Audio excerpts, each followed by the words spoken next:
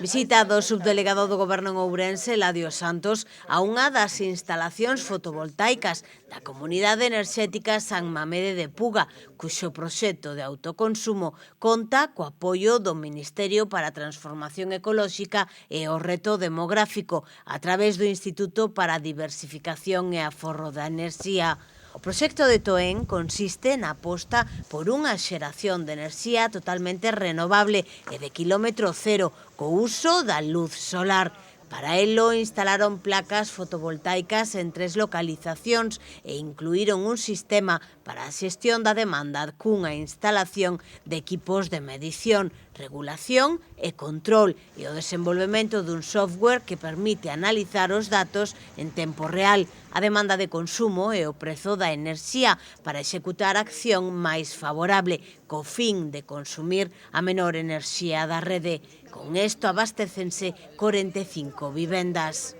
É un proxecto transformador que permite que estes usuarios se beneficien destes descontos e desta enerxía barata e, ademais, perdurable e, por outra parte, ecolóxica. Non forma parte desta transformación enerxética tan valiente que está facendo o Goberno de España, que ten que ver cunha transformación enerxética que permite, primeiro, aos usuarios